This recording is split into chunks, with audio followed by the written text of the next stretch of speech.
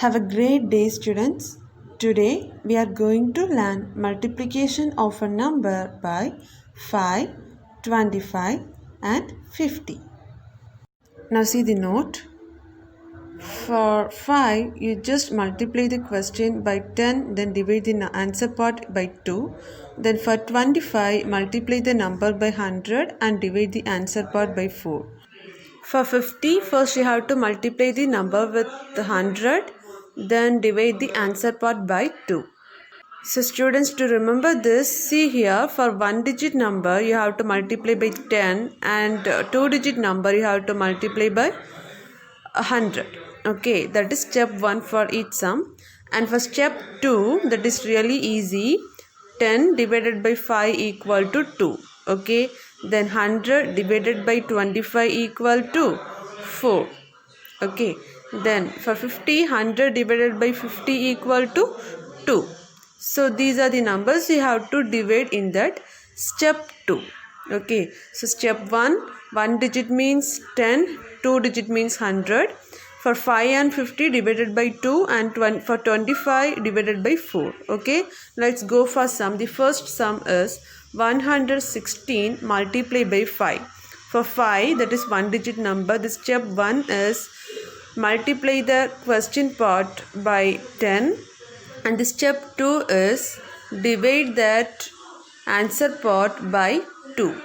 For 5 and 50, you have to divide it by 2, is it? Divide the answer part by 2. How will you find the 2? 10 divided by 5 equal to 2. This is what you have to find that number. Okay, just to keep in your mind, divided by 2, that's enough. Now let's do that. The step 1 is multiply that question part by 10.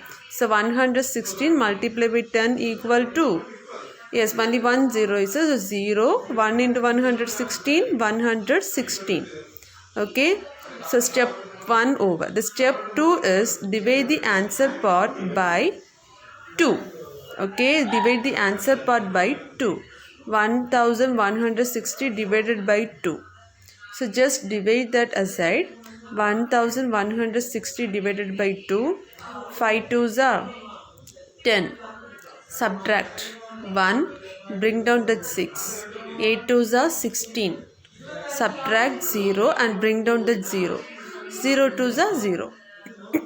And subtract 0, that's it. So 580 is that answer. Is it clear, students? That's it. Now let's go for next sum. 116 multiplied by 25. 25 is the 2-digit number. So this step 1 is multiply the question part by 100. Okay.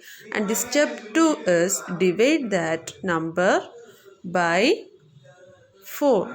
How will you get that 4? 100 divided by 25 equal to 4. Okay. So divide the answer part by 4. That is a second step. Now let's do that sum. 116 multiplied by 100 equal to 2 zeros. So 2 times 0 first. Then 1 into 116. 116. So step 1 over. Then step 2. 11,600 divided by 4. Okay. Let's divide aside. Just to divide 11,600 divided by 4. Let's start. 2 4s are 8. Just subtract 11 minus 8, 3. And 6 bring down. Okay. Then 9 4s are 36. Just subtract 0. Then we have 2 0. Is it? Bring down the 2 0.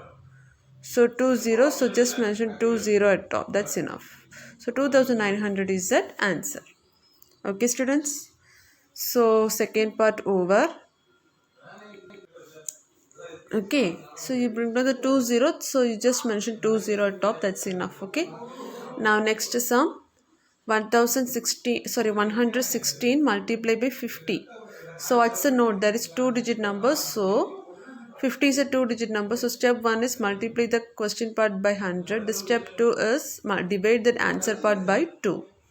Okay, so 100 divided by 50 equal to 2. That's what we are divide that answer part by 2. So step 1 is 160 multiplied by 100. So 11600. Okay, then 11,600 divided by 2. Just you divide aside.